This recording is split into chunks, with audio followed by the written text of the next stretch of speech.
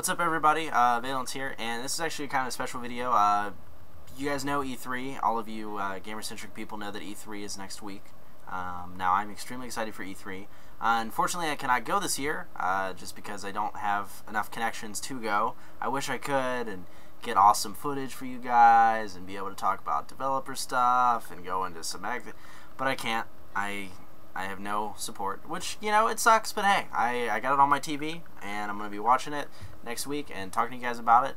So what I'm going to do for E3 coverage is I don't have the copyrights to post trailers and videos and stuff that they're going to show. However, I will be posting a ton of vlogs talking about E3, my feelings with it, kind of what they announced, and hopefully sparking a discussion between me, you, and everyone else on YouTube about E3. So rest assured, I will provide you with plenty of coverage of E3. I will everything I can. I have my notebook. Where is it? I got my notebook somewhere here, and I am excited about it. So I wanted to go ahead and start off E3 coverage with this video. Now, what this video is I took my, I think when I started the list, I had 110 things, or it was an absurd number. I had 4 pages of notes about what I was excited for at E3, and I tried to narrow that down into something a little more video-esque that I could actually talk to you guys about.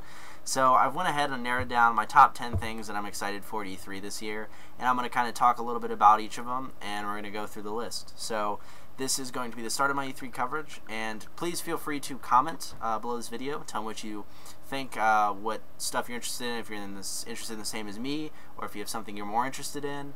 Also, if you have anything that you want me to specifically look for, I have my notebook, and I'll be taking notes every time I'm watching E3 coverage. So please let me know, and let's go ahead and get started with number 1.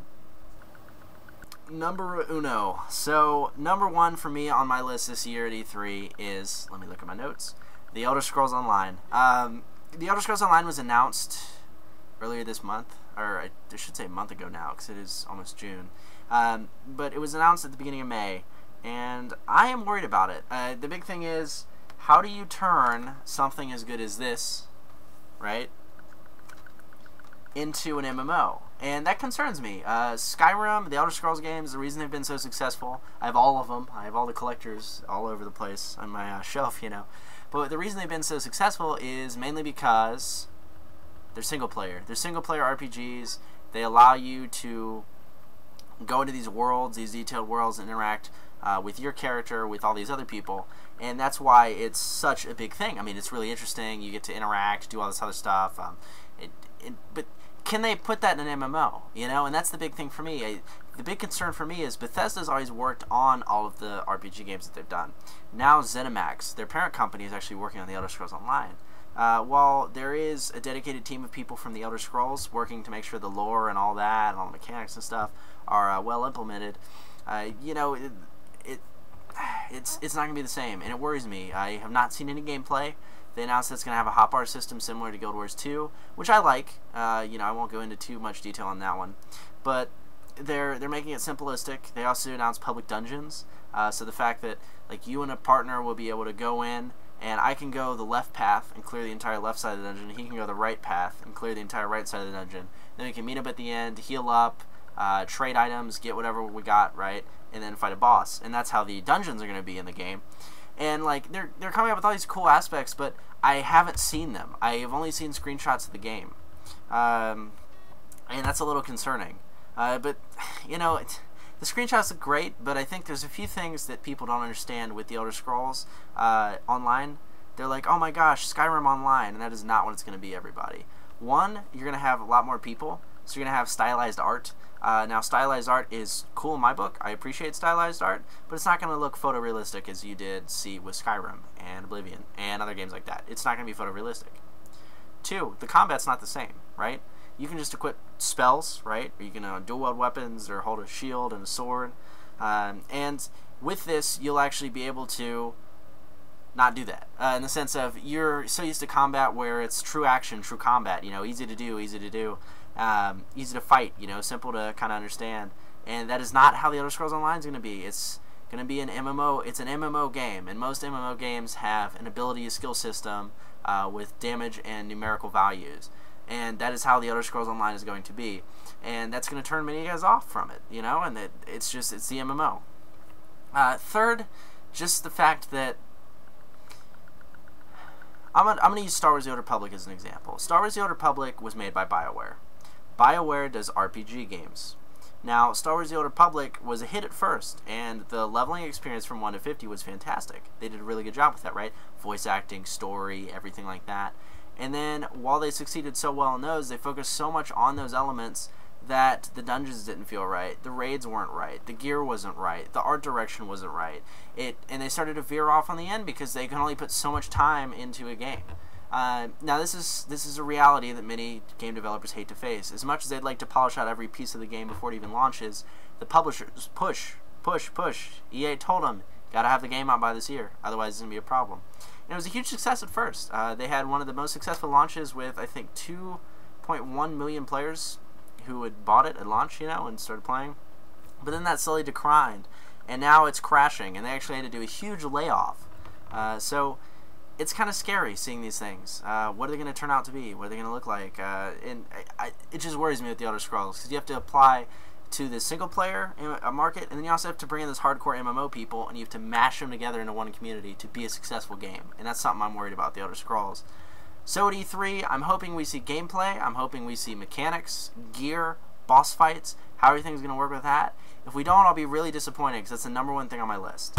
But I'm really hoping that we will see it, and I'm excited to see some Elder Scrolls stuff. So #1, Elder Scrolls. I want to see tons of Elder Scrolls. Tons of Elder Scrolls Online. Want to see it. #2. Because I'm such a diehard Elder Scrolls fan, my #2 is kind of the same thing. This fantastic game I just showed a minute ago, Skyrim, has yet to get DLC. Now the first DLC trailer was announced today. It was played today. I will toss the link down in the description for the video, and you can find it there. However, this looked awesome. It's called Dawn Guard, and it showcased a fight between the Dawn Guard, who are like a group of vampire killers, and the vampires. And they had some of these things like the vampiric form, where you could like fly as a vampire and eat and like actually turn into a vampire. So an extended vampiric form in Skyrim. One that they actually showed when they talked about all the stuff they added in after the game was released at the press conference. And they're starting to bring all these things into the DLC, and it looks fantastic, and it looks like a great war and everything.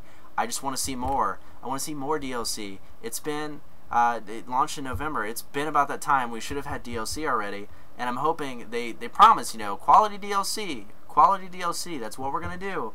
So you're going to get great DLC packs for great prices. They haven't announced a price on it. They haven't announced a release date on it. We just got the trailer, and it's almost June. So I really want to know what Bethesda's going to do with the DLC for the game, and if it's going to be that epic, right? I think that epic is what you want, and we'll see. So #2, Elder Scrolls Skyrim. I want to see some DLC footage, like where they're kind of going with it in the future. So that's #2 on my list. #3. Oh, I want to see this so bad. This is a tie. Like I was like Elder Scrolls or Rainbow Six. Elder Scrolls or Rainbow Six. I don't know. But this ended up getting 3 on my final list, and this is Rainbow Six Patriot. Rainbow Six Vegas was the last one we saw, and I'm a big fan of tactical shooters. I got into Ghost Recon Future Soldier, why I'm so good, and this isn't me bragging. You guys have just said, you know, you're pretty good. What are your comments? How do you deal with guns? You know. And the big thing is, tactical shooters are where I started, with shooters. I didn't start with Call of Duty. I was playing Rainbow Six before I was playing Call of Duty. So Rainbow Six was like my stuff. It was my stuff. Ghost Recon, same thing, and that's why I enjoy them and I'm so good at these games. And Rainbow Six Patriot got unveiled last year because of a leak. Now this leak showed some photos, the initial title, the idea, the premise, and then they went ahead and followed up the leak with a trailer. And after the trailer was leaked, you know, Ubisoft came out and said, just release it all. So they released it all, and we got to see 7 minutes of Patriot gameplay, and it was awesome. It looked like a next-gen game, and I want to see more of it. I really do. So I am excited to see more of Patriot. I don't know much about it. I don't know much about the story, but it looks something that's going to be epic. And if you haven't seen the gameplay for that, be sure to check it out. So, number 3, Rainbow Six Patriot. I want to see more. I want to see more. A lot more. Number 3, Rainbow Six Patriot. Number 4. This is a big one for me. I am a huge Star Wars fan. I don't have a poster back here, but they're all like behind my computer. There's 3 Star Wars posters there. I love Star Wars. Always have. I have the collector's DVD and the collector's Blu-ray set right here in my rack. My rack. Yeah, I said it. My rack. I have them all there, and I am a diehard fan of Star Wars. I go to every movie release, even if it's in 3D. I'm like, 3D Star Wars? Ah, yes. Yes, yes, yes. So, there's been rumor that there is a new Star Wars game announcement. For the last 2 years, they've been talking a lot about Star Wars Connect, which, no. Star Wars Connect, no. And we also heard that Battlefront 3 and Battlefront 4 were actually canceled projects by LucasArts. They were in development for a long time, and there was pre-alpha builds, but they cut it. So, I have heard rumors from some people in LucasArts that they are unveiling a new Star Wars game. So excited. I want to know what it is, I want to see it, and I want to play it, and I want to know what gameplay is going to look like. And honestly, if they just gave me a trailer, I'd still probably cry with joy because I want to see it so bad. So, number 4, Star Wars new game. I would love a Star Wars new game. The Old Republic just came out, Connect came out, and those are the 2 big ones that they were talking about for years. And now that they've kind of passed and kind of lulled a little bit, not very impressive to most people at least, and didn't really leave too big of an impact. I want to see what they do next. LucasArts backing this one, which is awesome, and I'm really excited to see what they do. I know Bioware just made the Old Republic, but please, another Knights of the Republic game, or just something like that would be awesome. Anyway, so number 4, I'm looking forward to some new Star Wars stuff. So we'll see what comes with that, and I'm super excited. I want more Star Wars. I think I've said it enough. More Star Wars. Number 4, more Star Wars. Yeah. Number 5, Unreal Engine 4. If you guys have not seen this thing, go watch it now. Unreal Engine is the thing that has powered so many games over the last 8 years that we really couldn't be where we are today without it. Many games and many of these engines aren't really realized. Some engines that many guys may know because they made a big deal out of them is the Frostbite 2 engine with Battlefield 3. There's also Crytek's CryEngine, right, with Crysis 2. And Unreal Engine 4, if you guys, they showed a gameplay demo last year, and it blew me away. It is the next step in graphics. It is the next step in how things work and how things interact. And they released a small demonstration of it with a trailer from a new game that they're working on, kind of with the Unreal Engine 4. And it was beautiful. So simply go check that out. I want to see what they show with Unreal Engine 4. There's actually just an announcement that a new Gears thing is coming. And if that has Unreal Engine 4 in it, I'm so excited. I can't wait. So, number 5, Unreal Engine 4. I really want to see more of it. I want to see how it functions, how it works, maybe a longer demo. The demo we got last year was only about 4 minutes, 5 minutes. And that's actual gameplay. The developers talked about it for a while, of course, but the actual visuals that we saw was only 4 or 5 minutes, and I want to see more. So, Unreal Engine 4, I'm really excited for, and it definitely got the number 5 spot on my list. I can't count number 6. Number 6 is actually one of the biggest things on my list this year. It's actually the whole reason I bought a PlayStation 3, minus this excellent game, Uncharted. But the big thing for me with this game is that it was actually one of my favorite things. When I started playing MMO, I gotta give you a little story to talk about this first. Okay, you know what? Number 6 is Dust 514, and now I'll give you the story. So, I tried many MMOs after I had initially started World of Warcraft, trying to play something else, play something different, right, to get a different aspect, to get a different feel, try to find my niche, and I ended up staying with World of Warcraft for 7 years.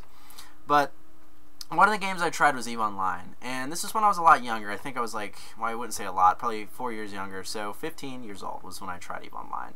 And EVE Online is a very detailed and unique game, in the sense of the economy is actually all run by players. Everything's real time. It's probably the most, I wouldn't say photorealistic, but contextual realism that you can see in a video game, in the sense of you have so much concepts driven by the players, you know, territory, everything, and it's so expansive. It's a space MMO.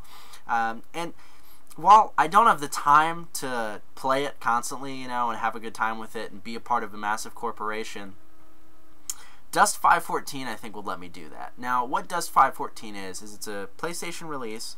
It's going to be downloadable off of the PSN, PlayStation Network. It's been a while. But it's going to be downloaded off of the PSN, and it's a first-person shooter. Now, what does this shooter have, and why is it so cool? One, it's free to play. So you will download the game and be able to play it, and everyone's like, oh my god, free to play, great. But the big thing for me is the second feature, which it actually integrates with EVE Online. Meaning that in EVE Online, for those of you who haven't played it or heard anything of it, if you're playing EVE Online and you're in a spaceship, a corporation or whatever, these corporations will expand into minefields to mine resources, to build ships in order to build planetary defense turrets and stuff and conquer planets. Now, what used to happen in this EVE Online thing is you would conquer a planet, call it your own, put some turrets on it, and it kind of auto-manage itself. There really wasn't any animation or any gameplay involved in doing that.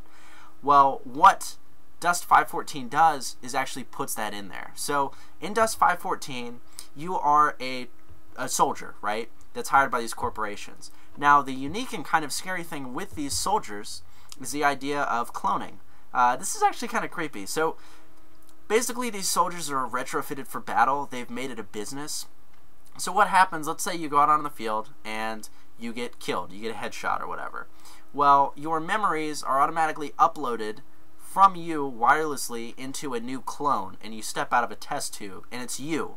It's kind of creepy, but that's how this whole business thing works. So you're a soldier on the front line who's constantly out there. It's a first-person shooter. It's futuristic. It's very futuristic. You pick from the 4 different EVE races, and you actually get to join these corporations. So not only, like, let's say you have a buddy, right, and he plays EVE on the computer because he doesn't own a PlayStation 3. Well, I own a PlayStation 3, and I'm in the Dust 514 game, right? Well, he can say, hey, Avi, here's these credits, here's this tank, here's this, here's all this money, here's some troops and stuff. Go take over this base for me on this planet. And they will actually drop you in, and it's like a battlefield kind of game. You will have like hovercrafts, you'll have tanks, you'll have weapons, you'll have drop ships, you'll have helicopters, planes, all the stuff that you get to control, like a battlefield game that's bought from players on the space. Now, let's say I have that buddy, right, and me and that buddy are talking, and I'm about to take out a defense turret, but I can't get to it, right? I can lays that defense turret and call out to him in real time on EVE Online for an orbital strike. So it allows PC and console players to integrate and have this massive economy. Now, this is not a first-person shooter for the faint of heart. You don't pick 3 perks and you're done. You customize your weapon. You customize every part of your weapon, every part of your drop suit, your shield, your visor, your shield system, your energy cores, your boots, your boosters, everything. It is so detailed. And that's what I'm so excited about for this game. The fact that it gets to integrate. I'm actually going to be in the beta. I'm really excited about the beta. And I cannot wait for this game. This is one of the big things to me. And a really, really interesting way to do it. So, Dust 514, awesome. If you haven't watched any of the gameplay or anything yet, I recommend you do so, because this is a truly unique gaming experience that I don't think we're going to see anywhere else for a long time. And I'm hoping that many companies kind of say, hey, well, this is actually a really good idea, let's try it, and do something like that. But I think it's something that is really unique, and something you won't be able to find in any other game. Frankly, I'm not playing Dust 514 because of the graphics. I'm not going to be playing it because it's a first-person shooter or anything like that. I'm playing it because it connects to all of my PC friends in my corporation, which is just awesome. So it'll be much more manageable and much more easy for me to do as a first-person shooter on my console, rather than spending tons of time mining or whatever on EVE Online. But it's pretty cool, so I'd check it out. So Dust 514 is definitely going to be awesome. Number 7. I counted this time. Number 7 is real big for me. It's actually the Far Cry 3 game. Now, Far Cry is a series that many of us know and love a lot for its open world gun mechanics, its awesome battles, just being able to explore this massive island. Now, Far Cry 3 is made by Ubisoft, and if you actually bought Ghost Recon Future Soldier, you get to participate in the Far Cry 3 closed beta this summer. It's actually coming out in June, so be sure to subscribe to this channel, you know, my channel, if you want Far Cry 3 beta footage. I'll be giving a ton to you. But now that I've done my advertising plug-in, Far Cry 3 I'm really excited for. One, because it looks fantastic. I played Far Cry 2. I picked it up from Hollywood Video back when those still existed, when I was 14 or 15 years old.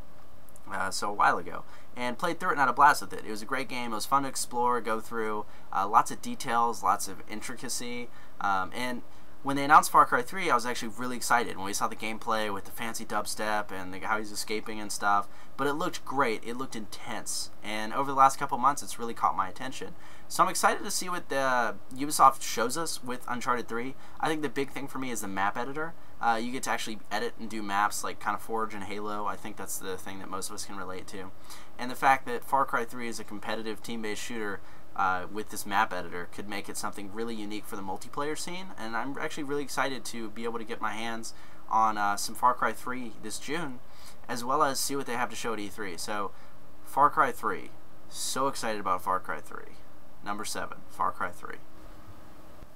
Number 8, Bioware. Bioware. Where's my N7? Bam. Love this jacket. Bioware. Bioware has been one of my favorite gaming companies for as long as I can remember. They've done great games, their most recent being Mass Effect 3 and Star Wars: The Old Republic, both of which were excellent games. No matter what people say about the ending, good game overall. Now, the thing is, they've announced that Mass Effect 3 was the ending of Mass Effect, right? End of Shepard. They announced that the Old Republic was not doing so well. So, where are they going to go next? They have, you know, some animated films for Dragon Age and Mass Effect coming out this summer, but we've really heard nothing of their next project. So, I'm interested to see what that next project's going to be. I really don't feel like it's going to be at E3. I'm hoping that they'll show something, but I'm excited to see where they're going to go with the games they currently have, such as Mass Effect 3. Multiplayer, fun, right? But where are they going to go with the ending? Where are they going to go with the animations? By animations, I mean the animated films. Where's Dragon Age, right? Well, Dragon Age 2 is the last Dragon Age release, so where's Dragon Age going? As well as where's the Old Republic going? I'm really interested to see that. I actually quit playing the Old Republic about a month ago, just because it was tedious and it didn't have everything that an MMO should have, and it wasn't for me, as well as real life. But I'm just interested to see where it's going to kind of go with that. So I really, really want to know where it's going to go with that. But yeah, so I'm interested in seeing BioWare's next project. I'm a diehard BioWare fan. I'm wearing a BioWare jacket it says BioWare on the back. So I'm interested to see what BioWare is going to announce next, and hopefully we'll be able to kind of go with that. So yeah, number 9. Yeah, number 9 on my E3 list. You see that? Yeah. This. I cannot tell you how much I've loved Assassin's Creed ever since the first game came out. I'm addicted to the story, and I'm really excited to see where they go with the third one. You can see I already got my limited edition 10. It was actually a kind of funny story. The second GameStop said, hey, you get a limited edition 10 if you come pre-order. I was like, down there, pre-ordered it, done, paid it off, because this game looks awesome. Assassin's Creed has been following Ezio Auditore for a very long time. I try to pronounce that French-like, but by French I mean Italian, but it didn't come out right, so just forget I said that. It's been following Ezio, and the latest installment was Revelations, right? But with Revelations, it kind of didn't leave much of a cliffhanger, but Ezio's done. Ezio's over with. So where are they going next? And in February, when they were like, oh, hey, by the way, we're going to North America. First of all, North America. I am a history minor. I love history. I love talking history. Tons of my family works in the historic field, especially with colonial America. So the fact that I see this flag all over the Assassin's Creed, now I am stoked. I've studied colonial America so much in college, and I'm really excited to kind of see what they do with this game, where the assassins are, because this is new. This is diving something in, and now we know what Assassin's Creed is, right? We know how epic it is, and how well they can execute things, and how beautiful the game looks. Now that we know that, we're just like, where's the story? I want to know what's going on. So I'm really excited for Assassin's Creed. New mechanics. We're so used to urban cities, and with urban cities, that's all we've kind of played with, right? That's all we've had. So it's going to be interesting to see what we do in the wilderness, right? How the mechanics function, how assassinations function, how do we get around, what do we do, what about the cities, the people, the interactions, the hero, the weapons. I mean, just some amazing stuff that I could talk about for hours, you know, and I just really am excited to see what they're going to do with this, Assassin's Creed 3.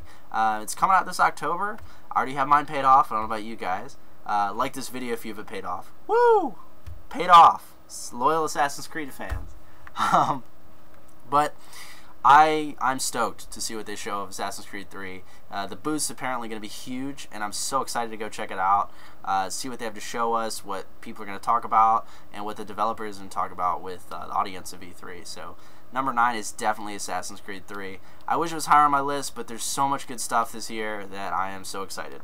So number 9, Assassin's Creed 3. Number 10, the final countdown, kind of, sort of. With number 10, it was a difficult tie. However, I did decide to choose one over the other. One over the other meaning that I was tied between what Epic Games is doing next, now that Gears of War 3 is gone, and Tomb Raider, and the whole reboot of Tomb Raider. And I was sitting here like, I don't know which one I want to do, but I ended up doing this one. Why? Because a new screenshot came out today. Awesome. So we're going to look at that real quick. Here's 10 seconds of the screenshot.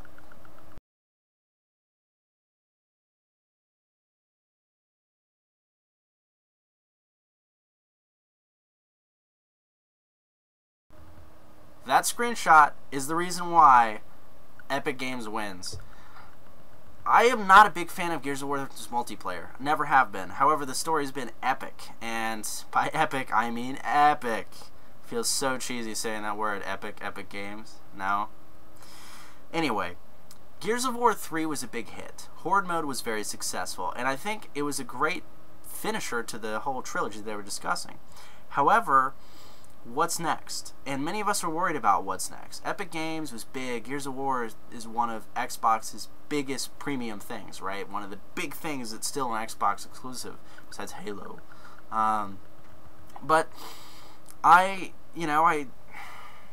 saw this poster and it was awesome. So you see a guy, he's got chains, you see 2 cogs, but what's next? This came out today and said, get ready for E3, and I was like, oh my gosh. So I really don't know much about this, but I'm excited because it means they have something planned, and it is still Gears, and I think it's going to make fans explode when they announce it, and hopefully we'll see something really cool and something that fits in the Gears universe. I really don't want it to turn into another Halo, in the sense of, Halo's great. Halo was my first, like, kind of random first-person shooter. It wasn't tactical, it was just a first-person shooter, and I enjoyed Halo a lot. I enjoyed the story of Halo a lot. But it started to drag on because they're just milking it for money. That's the way I see it. I've had enough Halo, and I'm hoping that Gears doesn't do the same thing. I hope it's fresh, it's new, it's original, and I hope that they do something unique with it. So I'm excited to see that. So number 10, Epic Games, the new Gears of War. Where are we going? So excited to see that. So, so excited. Alright, so that concludes my E3 video. These are my top 10 things. My camera's getting fuzzy again. It does that. Autofocusing helps me. Looks bad, but helps me. No, but E3 2012 is going to be huge. There's going to be a lot of stuff there. I wish I could talk about all of it, but I'd probably be here for 4 or 5 hours, and unfortunately I have literature homework to do, so kind of got to go do that. But E3 is going to be big this year, and there's going to be a lot of new things. And I'm sure there's tons of things that many of you guys are going to comment below saying, what about the Xbox 720 or the PS4? What about Halo 4, Black Ops 2, all these things, you know. And some of the big ones I'm going to go ahead and say why they didn't make the cut for me, why I'm not excited for them, and then we'll finish up the video. So, one of the things that I'm sure many of you guys are going to say is, why not Halo 4, Abby? As I previously mentioned in number 10 when I was talking about Epic Games and Gears of War, Halo has gone on too long. Now, what do I mean by this? Halo was the first big Xbox first-person shooter. It revolutionized first-person shooters in general. Kind of got them started, to be perfectly honest.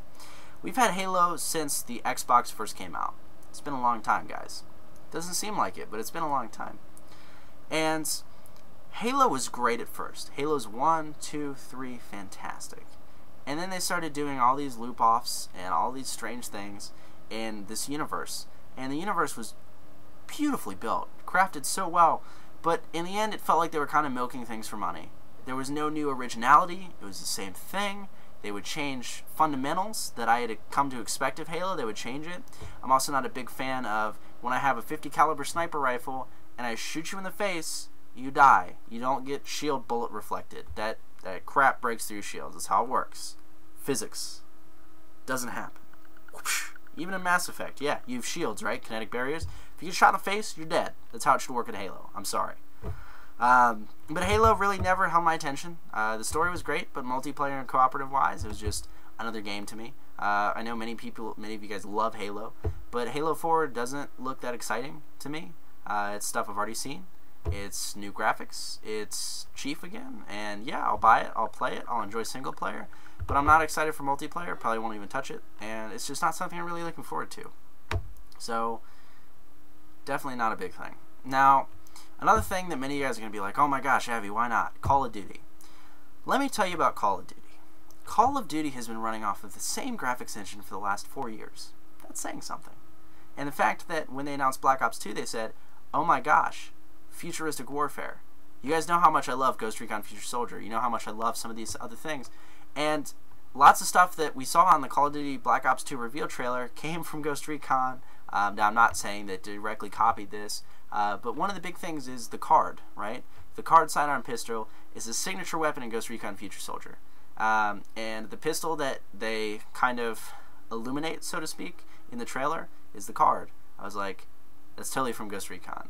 Also, the future warfare thing I think is great, and how they took woods and they put woods in the past and brought them into the future. I think that's awesome. But the fact that they've revamped the series and there's still no new graphics engine after 4 years, kind of a big deal to me. It just means that Activision's using it to milk money. At least with Halo 4, we have a new graphics engine, we have a new look, we have 343's take on it, and I'm excited to see that. But with Black Ops, it's the same thing. It's the same thing. They're going to add a few guns. There's going to be a new storyline of just blowing shit up everywhere. And I'm not saying that's not entertaining, but it's nothing game-changing and revolutionary. And those are the kind of things I look for when I do my gaming journalism job, right? So, not too forward to Black Ops 2. They need a new graphics engine. Activision needs to stop milking Call of Duty for money and just make a new game. Take a chance. Spend some money. God knows they have it. And I won't have a lot of respect for them until they do. So, I'm not too excited for Black Ops 2. The third big thing that I know many of you guys are going to talk about is consoles. Why did you not talk about the PS4 or the Xbox 720? One, those are not even their confirmed names. We do not know anything about them, minus a few features here and there that have been leaked. Two, it's going to be a little while. I feel like we're going to get a glimpse at them this year. I know the Wii U's coming out, but the 720 and the PS4, they're rumored names, kind of what they've gotten tagged on in the world via gossip. That's what they're going to be. I really feel like until I see them, I'm not too excited about them. It's evolution, right? It's going to happen. You know it's going to happen. The new consoles are going to have to come out sooner or later, and you're going to have to go buy them, and they're going to have problems, and they're going to have red rings, and then you're going to have to go buy another one because you want to play the games. And I'm really excited to see that next kind of step. I just don't feel like we're there yet. I feel like we're reaching the pinnacle of the 360 and the PlayStation 3 and what they can do. And then next, after that, we will hit home and see the new systems. So I'm kind of excited to see those, but they didn't make my top 10 list because of that reason. So this has officially been the longest video log kind of format I've ever done in my life for YouTube, or any journalism thing for that matter. But this is basically a video talking about what I'm interested in at E3, what I want to do, what I want to see. Sadly, I can't go. I really wish I could. I've tried to reach out to people and stuff, but you know, connections are connections, and I couldn't make enough. So I'm not able to go to E3 this year, but I will still be giving you guys vlogs and plenty of coverage of E3 as much as I can. So I hope this top 10 thing has kind of gotten you excited for it. Please feel free, if you have your top 10, to share it in the comments section below. Tell me what you think about E3. What are you excited for? Do you agree with me on anything? Do you disagree? You know, try to keep it from rage. You know, it's just a public discussion. But tell me what you think about E3. Also, if you enjoyed this video and you're new to watching my videos, please feel free to hit the subscribe button. The subscribe button helps me out a lot. I'm an upgoing gaming journalist who taught myself how to do all this right from scratch. And all of you guys subscribing, liking, sharing my video helps me big time. I love seeing more people come to my community and hang out with me and trust me for news and stuff and some gameplays and cool videos and everything. So I appreciate your support, and I would appreciate it if you guys could subscribe. So anything I talked about today, anything that has interested you, Far Cry 3 for example, if you're interested in beta footage, I will be doing plenty of beta footage when it comes out in late June. So please feel free to check that out. Subscribe to my channel for more videos, all that stuff, and I just really appreciate it. So guys, I think this is about it for this video. E3 is right around the corner. It's coming up next week. I've hoarded all my homework together so I can watch a ton of it. But until then, I will talk to you guys later. Have a good one, and please feel free to tell me what you're excited about with E3. Really excited myself. I'm so excited I put on my Bioware jacket tonight. No, but really excited for E3. Excited what I'm going to see. And if you guys have anything that you want me to specifically look for or give you my opinions on, I will have my notebook with me while I'm watching the broadcast via Spike TV. And feel free to drop a comment and let me know. Take it easy, everybody. Thank you for watching, and I'll talk to you guys in the next video. Avialence out, and have a good weekend, plus a good E3. Excuse me.